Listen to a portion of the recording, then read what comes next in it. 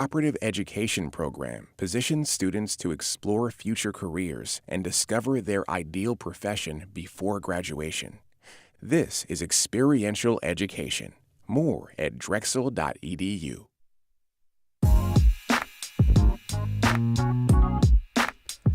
April 15th, the Ides of April. Welcome to Studio 2. I'm Avi Wolfman-Arendt. And I'm Cherry Gregg. April 15th. Oh, my goodness. This month is flying by. You hadn't done one of those in a while. I Thank know. you for breaking that back out. So today, we're talking designer babies. Would you use science to choose your baby's traits? Advances in embryo screening now allows parents to test for more than just deadly diseases. Companies are offering risk scores for everything from heart disease and schizophrenia to height, eye color, and even IQ. And support for this technology is growing, but so are the questions. Is this empowering science or eugenics in a new outfit? Is this about preventing suffering, or are we curating perfection? So today we're going to explore polygenic embryo screening, what it is, how it works, and what it could mean for the future of reproduction. Lots of ethical questions are swirling in my head, and we'll explore them. We have a journalist who has done some deep dive research on this topic. We have a bioethicist on our panel, as well as a local mom who used this screening process for herself. And our question for you at home, and those of you on YouTube who are listening and watching this, the question is, do you think genetic screening is a good idea? And where would you draw the line? Would it be diseases? Would you be okay with height, eye color, all those things? We want to hear from you. The number is 888-477-9499. The email is studio2@whyy.org. And if you're watching on YouTube, be sure to drop your question or comment in the chat. Love a good ethical debate. And I do too. I really look forward to this show because it is a fascinating topic. But before we get to all of that, Cherry, we want to go through a trio of local news stories, as we often do. Yep. And we would be remiss if we did not at least mention the staggering and scary news over the weekend out of Harrisburg. A man named Cody Balmer, age 38, allegedly scaled an iron security fence, eluded police, and set fire to the Pennsylvania governor's mansion while the governor, Josh Shapiro, and his family were inside. Governor Shapiro and his family were uninjured. You likely know that at this point. Balmer is in custody. There are a lot of unanswered questions in this case, but we want to play a clip of Governor Shapiro speaking on Monday after this incident over the weekend. This kind of violence is becoming far too common in our society. And I don't give a damn if it's coming from one particular side or the other, directed at one particular party or another, or one particular person or another. It is not okay. An understandably emotional Governor Shapiro speaking to the press after that attack on the governor's mansion. And this man, Cody Balmer, has already told police, reportedly, that he intended to do physical harm to the governor. Yeah, pretty scary. I just want to say, first of all, I'm really glad that no one was hurt physically in this incident, regardless of your political affiliation or how you feel about the governor, or he is a civil servant. And I mean, that's a scary, scary incident. And what stood out to me in this is, you know, we have seen violence against people in positions of power, elected officials. And so it just sort of stands out to me. I can't really talk about the differences between each incident, but it just seems like it's getting more common to me. We've heard judges getting threatened. There was an assassination attempt in Butler, Pennsylvania against now President Donald Trump. And we had the CEO of United Healthcare murdered, by someone. And it just feels like it's very scary, tense times right now. Lots of tension also around the global economy, and it's impacting a local business significantly and directly. And that's story number 2, Cherry. Yeah. Philadelphia-based Five Below has put a pause on all new orders from China due to significantly increased U.S. tariffs that have more than doubled the cost of new inventory. Now, if you have never been to a Five Below, Oh, who's let me never explain. been to a Five Some people Below? might not. I'll explain, but they're known for selling cheap Go while sunglasses, they still exist. LED watches. They have all kinds of knickknacks if it's around the holidays, and most of their materials, the products that they sell, are imported from China. And, they've been hit hard by this 145% tariff that's been imposed on Chinese goods by the Trump administration. And according to reporting, this would be a tax of $1.45 for every dollar the item is worth. So you think about, if you're buying stuff for $5 and it's $1.45 tax on every dollar, that significantly increases the expense. And this is a 1,800 store chain based in Center City. And they basically said importing products from China is prohibitively expensive right now. Five Below basically instructed the return of all shipping containers shipped from China since April 10th. And now they're working on strategies to mitigate the tariff impact. First of all, I don't know if people know Five Below is based here in Philadelphia. I did not know that. Yeah. But there's a Five Below that just opened near where I live like 3 weeks ago. I haven't been into a Five Below in a long time. But this is an interesting kind of Rorschach test for how you interpret these tariffs, right? Because this is like the very easy way to understand the impact, right? A business like Five Below, they import all of these cheap baubles from abroad. And obviously those are going to be tariffed and it's going to be harder to get those things. But of course, a lot of people look at those things and say, I don't really need that stuff. And that's how they then sort of interpret the impact of the tariffs. Then I feel like there's this hidden side of it that the Five Below part kind of masks, which is that lots of components and materials are imported from China or are routed through China in some way. And impacts on the costs of those things are going to show up in a fragmentary way in other types of products, right? And so the Five Below thing, I think, cuts to how a lot of people sort of initially are interpreting the impact of the tariffs. I wonder if over time people will see this sort of other side of it that's a little further down the supply chain. Yeah. I've been reading stories about, business owners in the United States who bring in a lot of their products from China. Yeah. A lot of them say that, they can't afford to manufacture their product here. So they have manufacturers overseas and it's impacting their American companies. Yeah. But that's where they bring their product in. And for many of them, it's cost prohibitive to import those products now. By the way, Five Below, did you know when it was founded? I was surprised by this. Oh, no. Let me know. Well, what would you guess? Probably like 10 years ago. Oh, I thought it was like a long time ago. No, it's not. 2002. So further than 10 years ago. But I thought for some reason in my mind, Five Below was like some sort of legacy company. No. Maybe I'm thinking of something else. I have no idea. Yeah. Okay, so third story. Speaking of things that cost way more than what you'd find at Five Below, a hotel here in Philadelphia just got a major endorsement, Sherry. Are you excited about this? I am excited. This one made me laugh. Go ahead. Former Real Housewives star, current entrepreneur, social media influencer, and generally amusing human being, Bethany Frankel recently stayed at a hotel in Center City and was impressed to the point of confusion. Let's take a listen to her hotel review on Instagram. I just got back from Philadelphia, stayed at the nicest hotel, maybe in the world. It's crazy. Like maybe in Morocco or certain parts of Asia that are nicer, but none in this country. None. Four Seasons in Philadelphia. With all due to Philadelphia. Like, nicest hotel in the world. That clip there has gone viral. Yeah. Now, Frankel did not say what she likes about the Four Seasons in Philadelphia, but clearly she was blown away.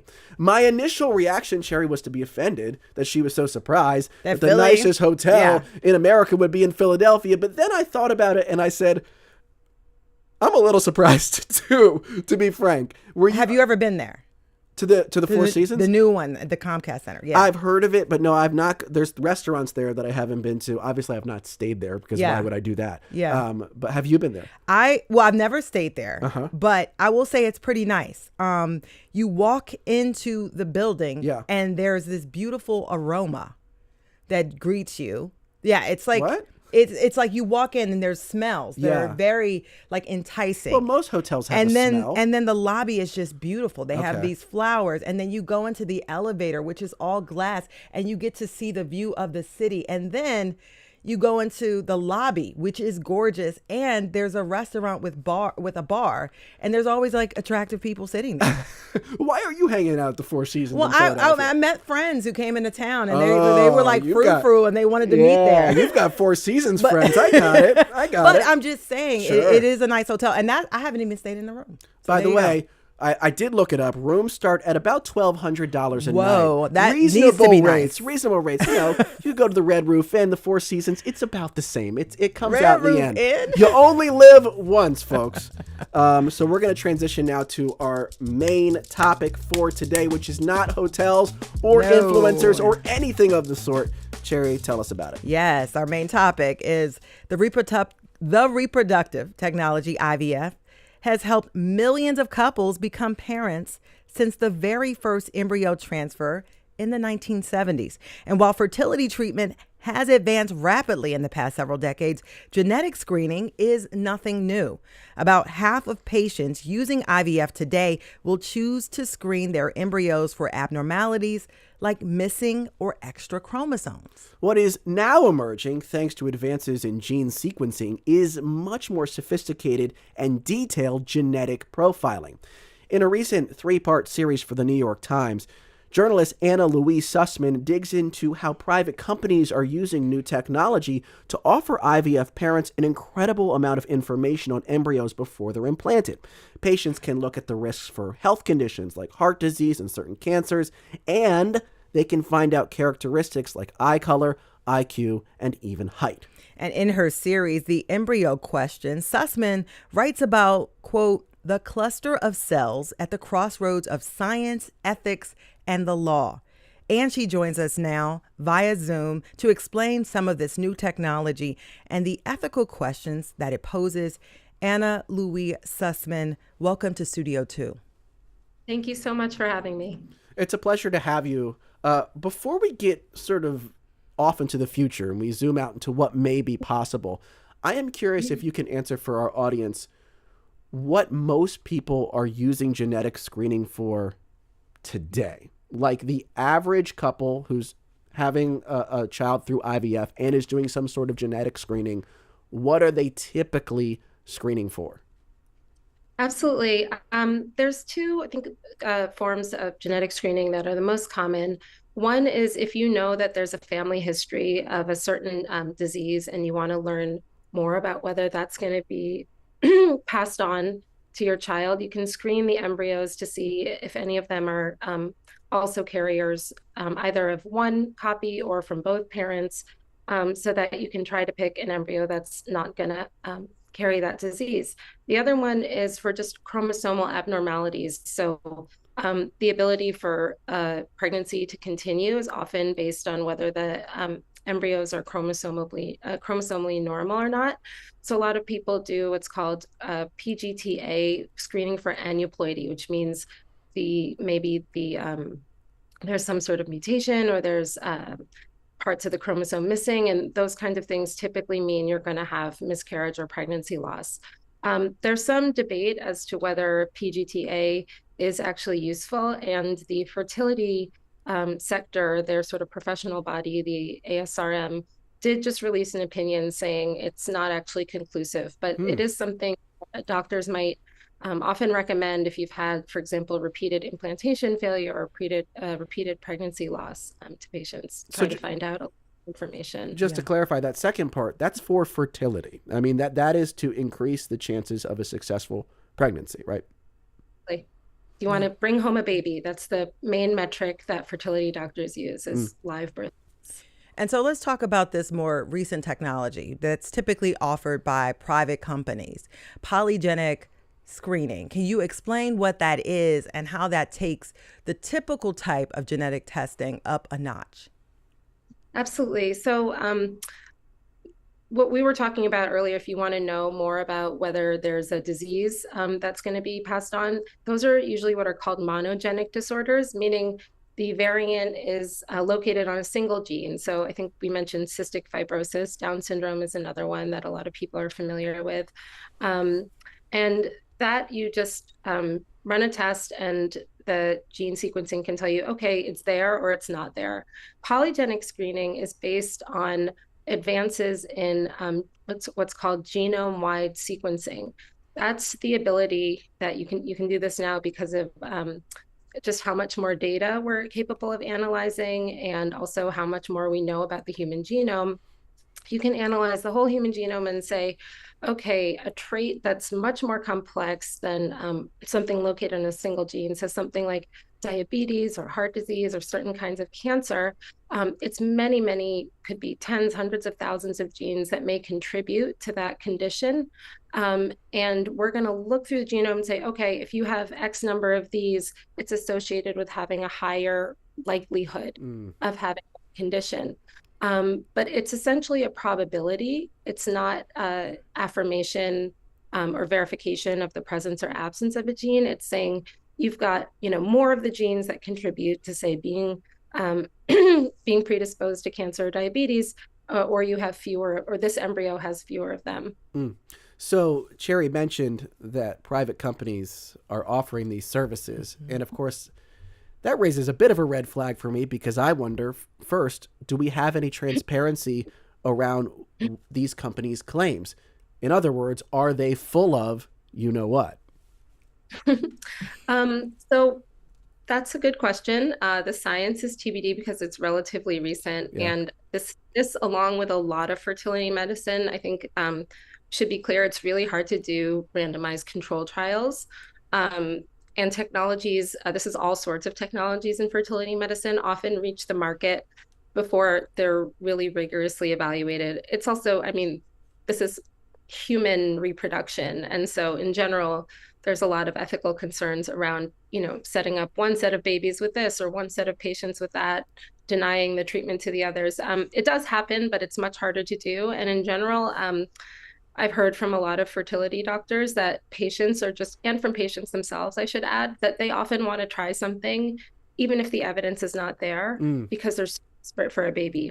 But that's, as we were saying earlier, that's when you're trying to just get a baby. What these screenings claim to offer is the ability to select a healthy baby. That's the actual tagline of one of the companies, excuse me, have healthy babies. So it flashes across their website when you go on their website. And whether or not they can actually do that is, I think it's still up for debate, because the genetic component of any condition is just one small factor in what will ultimately lead to someone developing that condition or not. Because environment is part of that. I have to ask you, what are they basing this data on? Because I'm assuming that you have to have some money, like some serious money, in order to be able to even access this level of screening. So who is there, like data? Who is involved in this data set?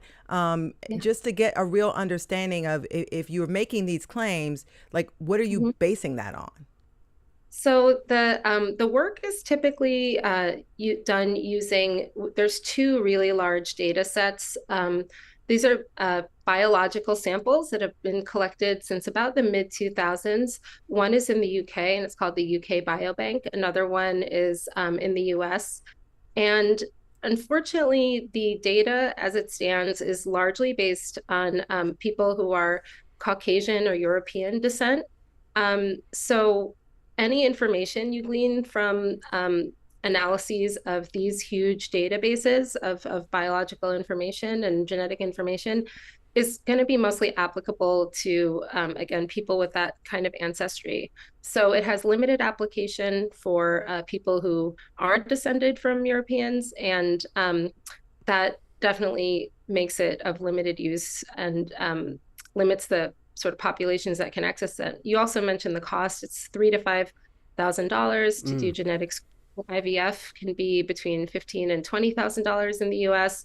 So there's definitely a very high barrier to entry. If you believe this information is useful and accurate and you want it, you also face a very steep financial cost. One more question, real quick, as we get ready to wrap up. The laws around this in the U.S. seem very, very minimal. Is that right? Yeah, as far as I'm aware, there are no laws against it. So it's really left for a patient to navigate and to make sense of the information they're being given by the companies. As far as I know, companies require you to have some genetic counseling, but there's also, a lot of ethical questions that I think are not really addressed. For example, are you setting up a expectation of what kind of child you're going to have? What happens if the child is not what you expect? I think it takes you into a realm of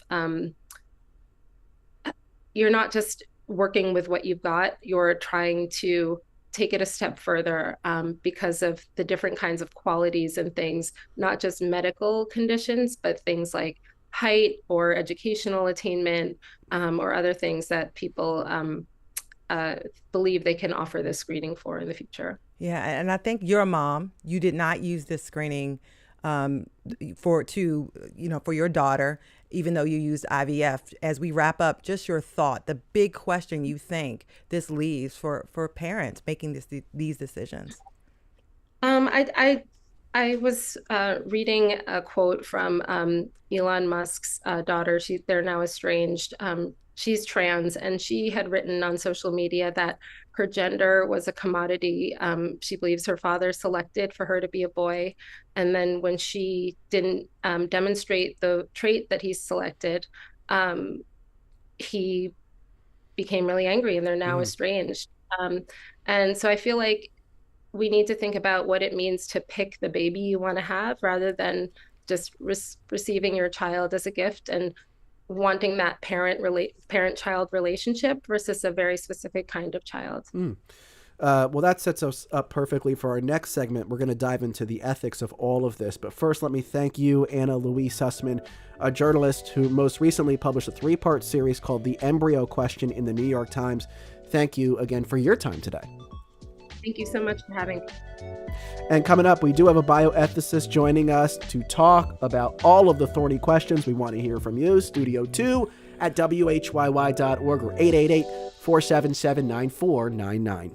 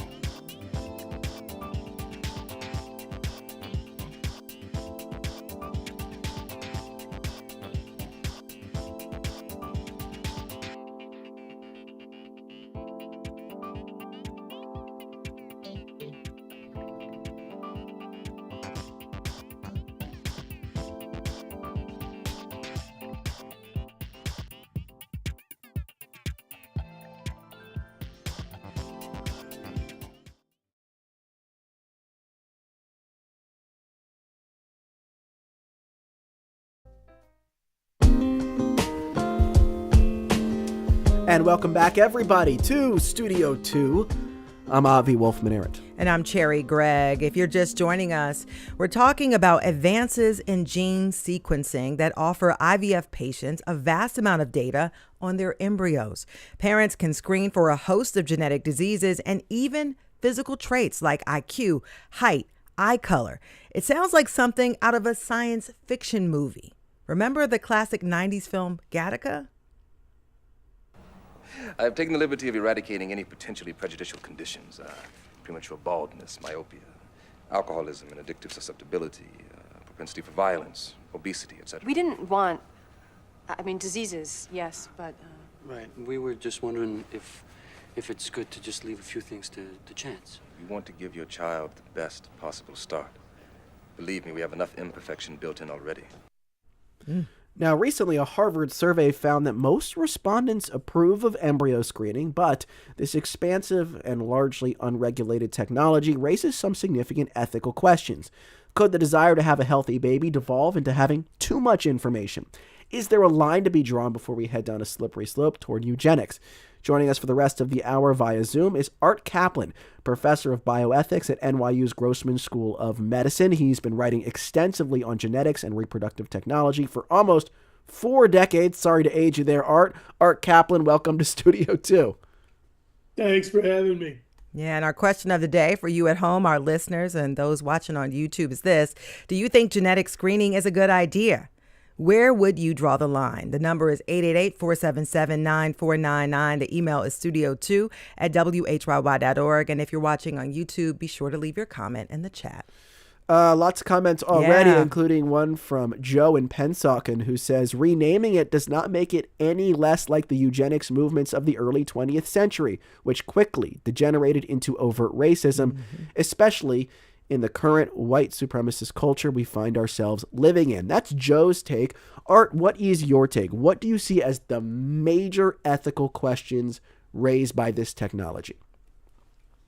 Well, first, Avi, you have to understand this area has had no legislation, no oversight, and no regulation since it began with the birth of Louise Brown way back in 1979. Yep. And I'll age myself by saying I wrote the first article on the ethics of IVF then, and called for some determination of who could use the techniques, what for, and so on.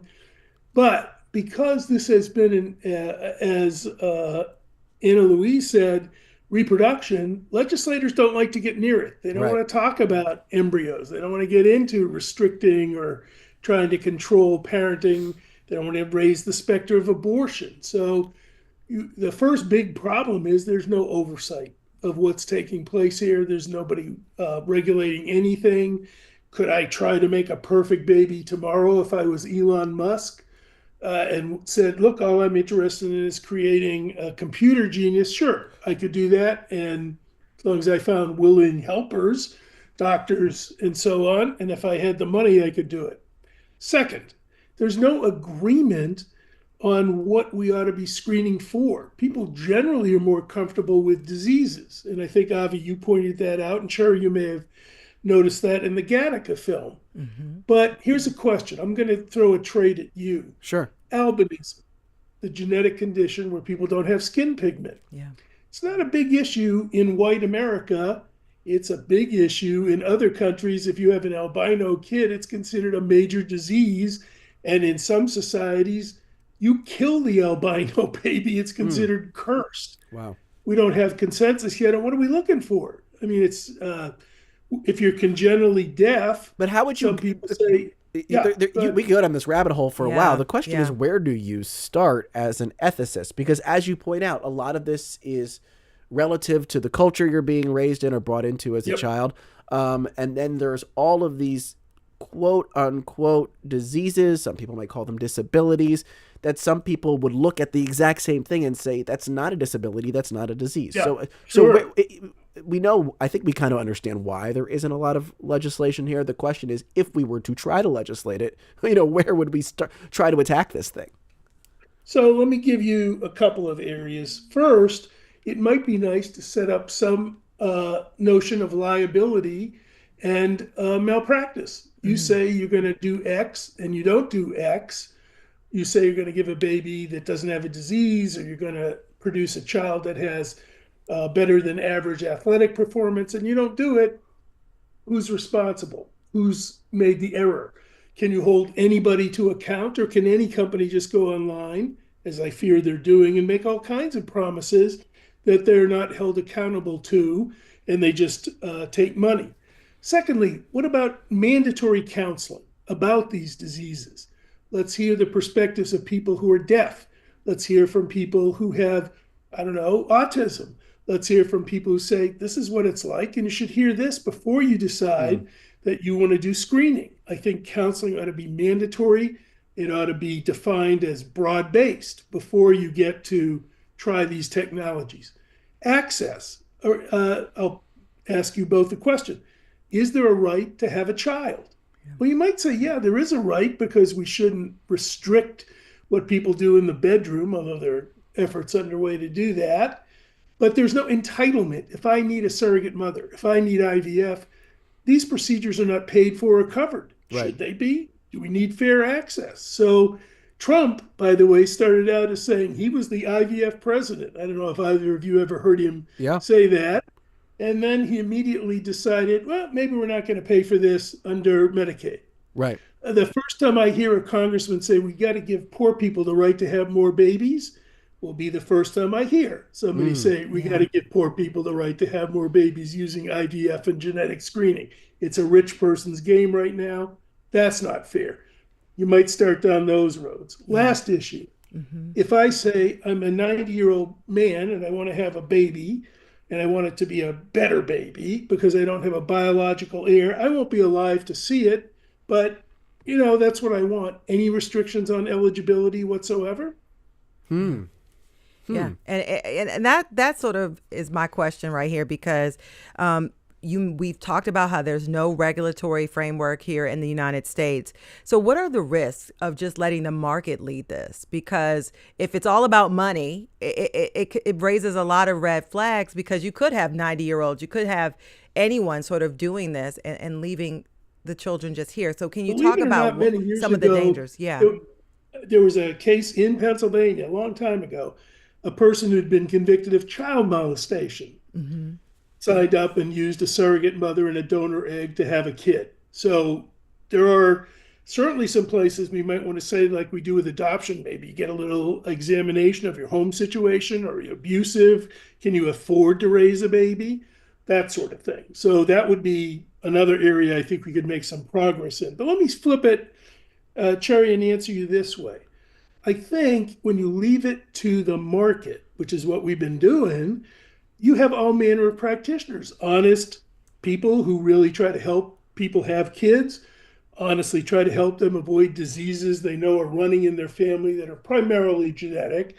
And then you have every private equity investor out there who says, freeze your eggs, make a better baby, go for perfection, way before the science is there. And that's my opinion of where we are now.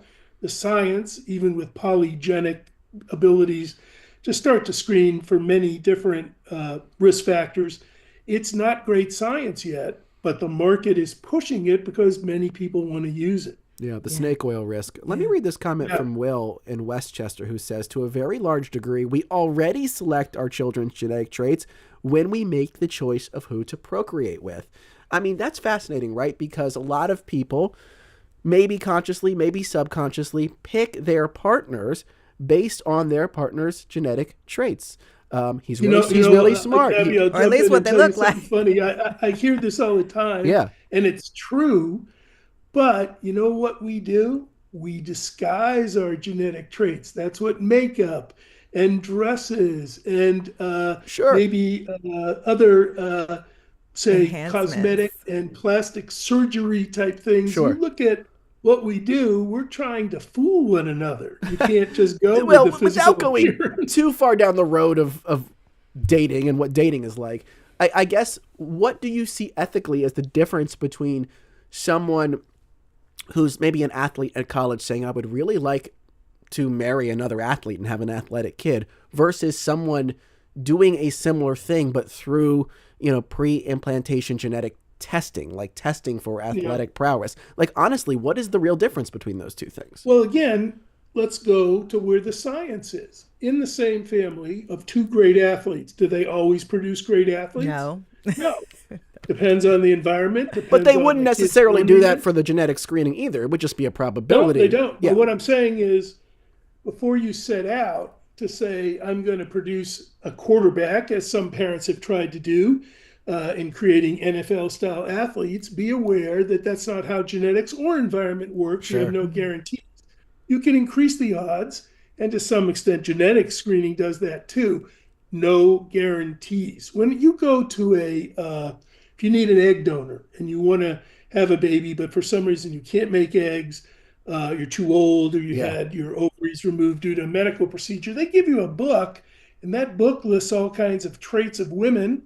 One thing I noticed is the demand for and the price of eggs is very much related to the college that these women are at. If you want to rank colleges, Absolutely. Princeton eggs are worth a lot more than community college eggs. Now, is that square with the science? Not necessarily, but it shows. But here's my question. We bring a lot of biases to bear. My question for you, Art, is like, I think most people, because we're getting comments, right? A lot of people are saying, I'm not comfortable with the idea of screening for a trait like athleticism in sort of pre-implantation genetic testing. But I think those same people would not say, I would restrict athletes from marrying other athletes. There seems to be this kind of diversion of public opinion based on how you frame it, whether it's with science or with sort of a more quote unquote natural approach to driving toward these desired genetic traits. Well, it's true. And part of it is just practical. There's not much we're going to do about restricting Fair enough. Who people decide to lay and with, what they do. That's a little different from saying I'm going to use public money to fund efforts to do genetic screening and IVF for people who want to do it. And let me add this again, I just want to say it. The future of the field is not infertility treatment. It is making better babies. That's where the business model is going. Whether we can do it accurately today, it's definitely something that I think we have to recognize. There are a lot more people who might want to make a better baby, even if they're fertile, than there are infertile people who want to use this. So it's a serious policy question. How does this society or any society want to make its kids? Another technology out there, just to freak out the listeners completely. We have an artificial womb in development. That is, you all know that abortion has traditionally been limited under Roe up to 22, 23 weeks. Why? Because the lungs aren't there for the fetus and it can't breathe, can't survive. If you build an artificial womb, you can take reproduction all the way back and have it meet IVF and start to make screened embryos in better, quote unquote, environments. Who would want to make them in a woman's womb? Who knows what the heck is going on there? We'll make them in nice artificial wombs with the right nutrition, the right oxygen. The future could be, and I'm going to go further, probably will be to some extent, the scientific creation of better babies. Wow. We have Lou from Hatfield who says any honest parent will say that they'd make a few adjustments. And so we only have a minute and a half or so in this segment before we go to the break. But I want to ask you, can you quickly tell us what some other countries have done? Because, you know, U.S., we've left it open, but other countries have given this some thought. Well, take a country like Singapore, which wants smart people for its small society that is very dependent on, if you will, intelligence. They give incentives to the parents they think are smart to have more kids. That's the model that Avi was using. They're not doing genetic screening yet, but I bet they do. Other societies, Holland and the UK, have some restrictions on who's eligible. But in general, Cherry, I don't think anybody's gotten up to the plate yet and done what should be done, which is to say, here's the list of diseases, screen for those. Here's the list of perfectionist stuff. We're not sure yet. We're not sure yet. By the way, I should note that Beans47 on YouTube calls you, Art Kaplan, the GOAT of bioethics. That means greatest of all time, by the way. If you didn't know that, it's not an insult. So stay tuned here on Studio 2. On the other side of this break, we're going to talk to a local mom who has used some of these pre-implantation genetic screening technologies for her own kids. And we would love to hear from you. Do you think genetic screening is a good idea? Where would you draw the line? The number is 888-477-9499. Our email is studio2@whyy.org. And for those of you watching on YouTube, leave those comments in the chat and we'll be right back.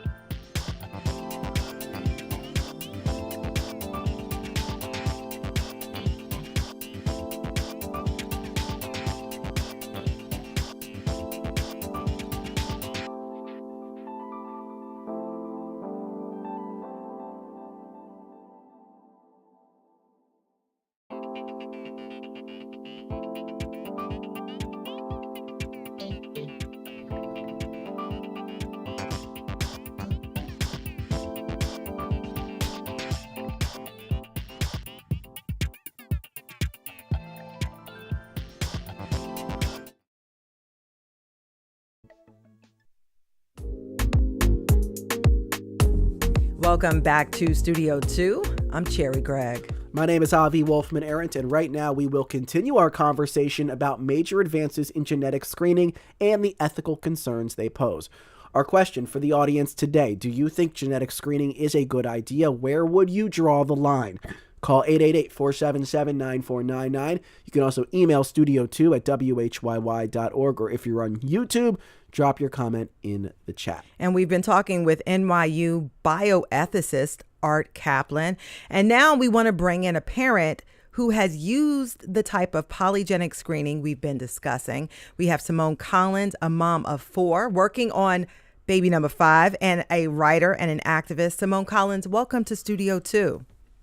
Thank you. Hi. And you got a cute little one right with you this afternoon. So I want to ask you, you and your husband, Simone, have used polygenic screening. Can you share with us why you decided to go this route? Yeah, our first preference was to determine birth order of our embryos because we plan on having a really large family and we have a lot of embryos, but my mother died very young of cancer, and I want to be able to give a couple extra years to our kids with higher cancer risks, because at this time, 2 or 3 years could mean the difference between life and death, and I don't want to doom our children to the same fate my mother faced. Yeah, I read that for your for your daughter specifically, you wanted to make sure that you had low stress children, given the size of the family that you wanted. That trait kind of falls outside of what normal people, I won't say normal people, but what many people would screen for, and it goes into other types of traits. So why go for low stress and outside just, disease and things that we've seen used by larger populations of people? I could ask you why you would choose a non-psycho partner. I mean, when you choose the person you reproduce with, you're selecting for traits. Yeah. But yeah, absolutely. When we look at things beyond just cancer risk, because you can see a lot of things, anything from gum disease to infertility, there are even polygenic scores for earning potential, though those don't show up with the embryo companies that we work with and individuals. So when we look at additional traits that we think are important to try to address, for which we don't think there are current cures yet, we look at a lot of mental performance adjacent traits like depression, brain fog, inability to deal with stress. There are many people who suffer from these things who really don't have a good cure right now. There are lots of people now who even wouldn't have kids if they felt like their risk of depression was really high. So one reason why we love the fact that some parents can look at things like depression for children is that it would mean the difference between them having children or not having children at all. So do you have your own ethical line around this, something that you don't want to screen for? Or for you, is it just sort of, open season? Like, I want to know all the information possible, and I want to make my pick with all of the information I can possibly get from company X, Y, or Z. We're nerds about this, so the more we know, the better. But plenty of people have come up to us and said, hey, I have a disabled kid. I just hate the idea that you are a proponent of this technology that will cause people to weed my children out of the gene pool. My response to that is always, well, yeah. And guess what? I'm autistic, and we could theoretically screen our children for autism and not have kids with higher risks of autism. We don't do that because we don't mind autism as a trait. We think it may have some advantages in the future, so we don't screen for that. The most important ethical line that we have actually has to do with coercion. We really hate the idea of people having their reproductive choice and options limited. And we think it's really evil for people either to be forced to use technology like this or to be forced not to use technology like this. People should have the freedom to form the families they want to have in the way they feel is best for them. Can I switch back over to Art Kaplan now on that point? Because, we have seen a lot of people in the comments bring up the specter of eugenics and the eugenics movement. But I think one potential distinction here is we're talking about the choice to use this on an individual level as opposed to a society level prescription for a sort of eugenical program. Is that a major distinction to you, Art Kaplan? And do you think ultimately we should lean in the direction of individual choice? It is a big difference. And I've tried to point out the difference between Nazi eugenics is forced, coerced, genetic engineering by death, murder, sterilization, restrictions on marriage. And then what Simone is talking about is individual choice to do improvement. You can label it as positive eugenics if you want, but the key difference is a respect for individual choice. And I respect that difference, and I think it's morally obvious that I don't think anybody, occasionally you get somebody who resurrects murderous eugenics, but that's for a different time and a different political discussion given today's events. What I would say is this: I think we should move down this path slowly. Clearly, there are disease states that everybody agrees is a disease state. And I'm not even talking about autism. I'm talking about death early at the age of 2 from some terrible genetic condition. It's very hard to say you shouldn't be allowed to not use screening for that. When you get to the perfectionism or the improvement, individual choice is important. However, here's where I would add something to Simone's point. I think you need to have counseling and full information. I like those conversations with people who have kids with disabilities. Remember, I brought up my albinism example. There are 4 albinos who won the Nobel Prize. It may not matter much to people that you're an albino, but it may be a fact that you want to point out to someone. I'll give you one other example. In situations where mixed race couples are going to use a donor egg, they overwhelmingly choose white donors because they see being black as detrimental to the kid's prospects. Do they need some conversation about that? Would it be important to just say, well, you choose based on your bias, your culture? So building in my field, informed consent, it means informed, not just preference, taste, bigotry. And Simone, I guess my question, was there any counseling here? I know you and your husband are nerds about this. You mentioned that. And so you've done a lot of work for this, but I just wonder, was there any type of counseling there? And would you recommend that for other people who may not be as knowledgeable about this and wanted to use such services? Yeah, I think counseling is a great idea and a very good thing for couples to get, especially because polygenic risk score selection, what we're doing is only about risks. It's not about guarantees. Now, obviously, there are some genes that can pretty much guarantee a really terrible medical condition, but what we're talking about with polygenic scores is mostly just, hey, relative to a population that also is very broadly based off of Europeans' genetics. So if you're East Asian or something else, it may not be as predictive. You need to be coached through these things, and I think it's really important.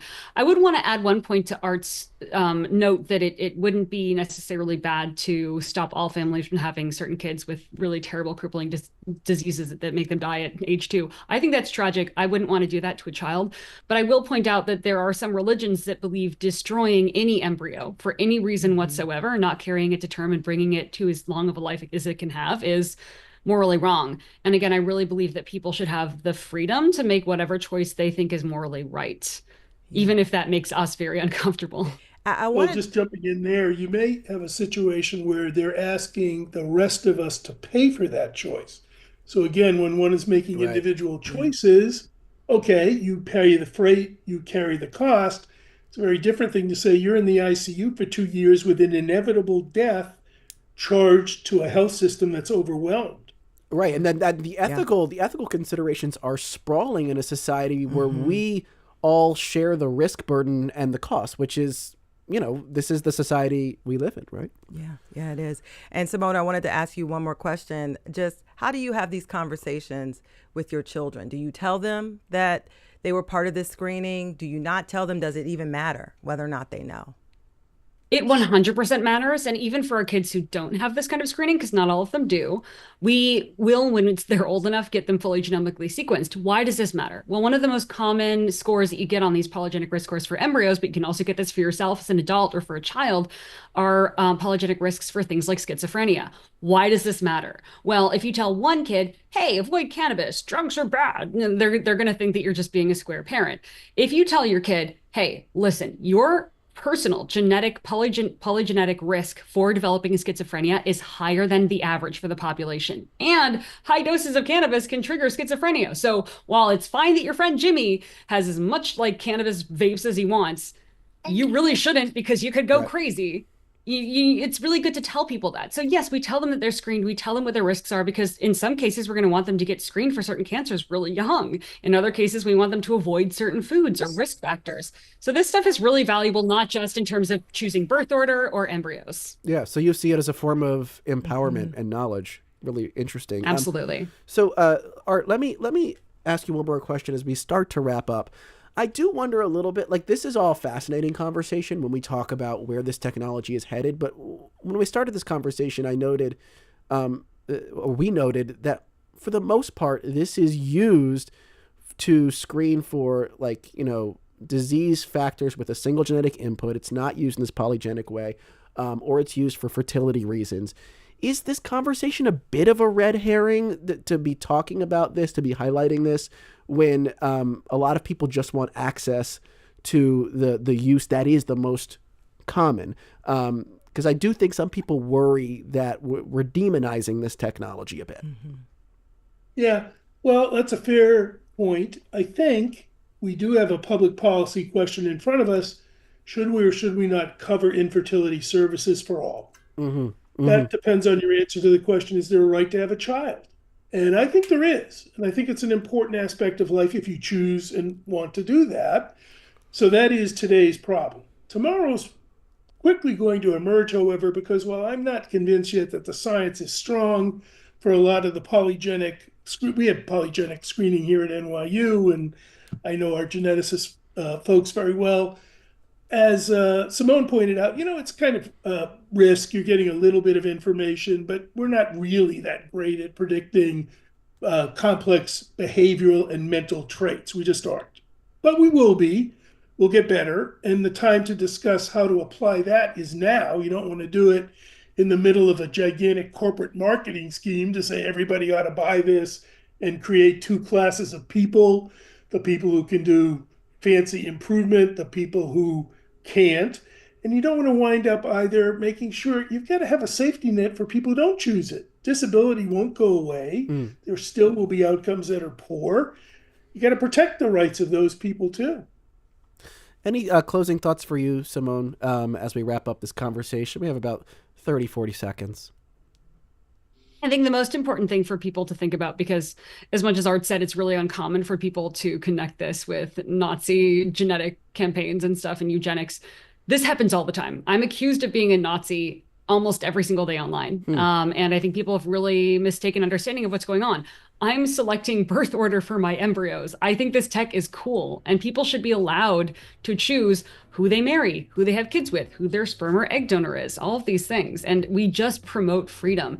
I just want to point out that shaming people or coercing people into choosing things they don't want to choose for their own kids is kind of, that's the evil thing. That's the baddie thing. Well, that is Simone Collins, local mom of 4. Thank you so much for your time today on Studio 2, Simone. And thanks to you, Art Kaplan, NYU bioethicist. And as Beans47 said, the GOAT of bioethics. There he is, Art Kaplan. Thanks to you both.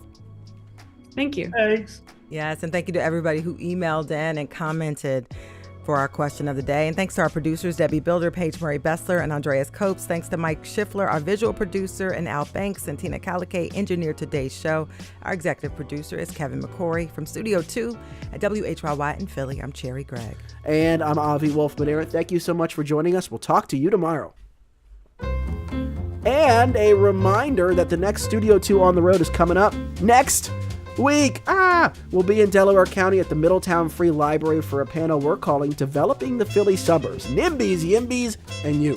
The event, again, is next Thursday, April 24th at 6 p.m. We'll be talking about how the need for more housing often meets resistance because of a desire for open space, skepticism of developers, and backlash against sprawl. If you want to be there next week, you can register at whyy.org/events.